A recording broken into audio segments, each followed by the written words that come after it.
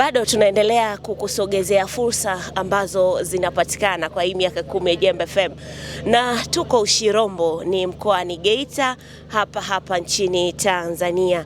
Na tukio linaloendelea leo hapa ni naye mkurugenzi kutoka STAMICO, ambaye yeye kwanza ataanza kwa kujitambulisha, lakini zaidi atatuambia umuhimu wa mashirikiano haya kati ya kampuni ya uchimbaji kutoka South Africa Plantco na STAMICO ni yapi? Karibu.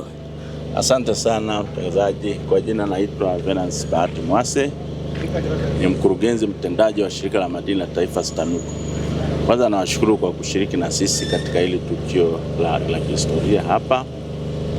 Leo tunasaini mikataba ya mashirikiano kwenye uwekezaji wa kuendeleza uchimbaji katika leseni zetu za hapa Kigosi. Na kama mnavyofahamu, hii sekta ya madini ni sekta ambayo inahitaji mashirikiano, na mashirikiano hayo maana yake ni kuleta mitaji na kuleta teknolojia ili kuweza kubadilisha hizi rasilimali ziwe na thamani kwa ajili ya manufaa mazima ya nchi yetu na wananchi wake.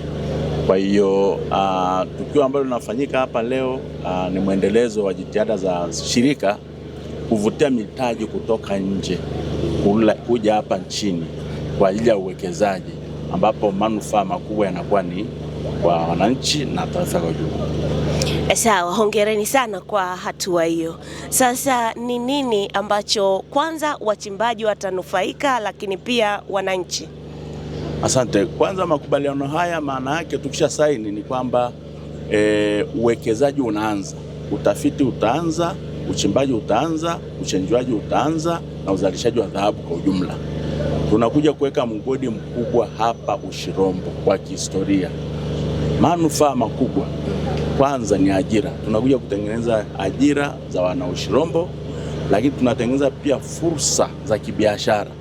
Mgodi huu ukianza ni lazima kutakuwa na vitu vingi vitakuwa vinahitajika. Kwa hiyo ni fursa kwa wananchi sasa kuanza kujipambanua kufanya biashara na huo mgodi. Lakini pia kuna swala la CSR, kurudisha kwa jamii. Na shirika unajua lipo mbele kwenye hii agenda. Sisi tuko kwa ajili ya kuwaongoza abiria wetu kuhakikisha kwamba CSR au kurudisha kwa jamii inakuwa ni kipaumbele. Ni manufaa makubwa sana ambayo yakuja kuonekana hapa Ushirombo pamoja na viunga vyake kutokana na mradi ambao utakuja hapa. Sawa, shukrani sana. Kuna chochote ambacho mwananchi ama mchimbaji anatakiwa kukifanya wakati anaelekea kusubiria huo mgodi kujengwa na vitu vya namna hiyo? Mimi nitoe rai kwa wana Ushirombo na viunga vyake waupokee mradi. Huu mradi ni mradi wa ukombozi.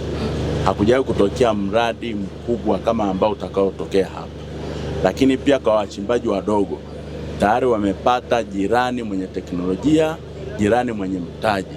Na sisi kama shirika la madini la taifa ni wabia kwenye huu mradi, lakini pia ni walezi wa wachimbaji wadogo. Kwa hiyo ni jukumu letu kuhakikisha kwamba na wachimbaji wadogo wanasaidiwa kwa teknolojia ili na wao waweze kuchimba kwa tija, wapate fursa kwa ajili ya kujikimu maisha yao, lakini pia kwa ajili ya maslahi ya taifa. Endelea kuifuatilia YouTube channel yetu Jembe FM TZ.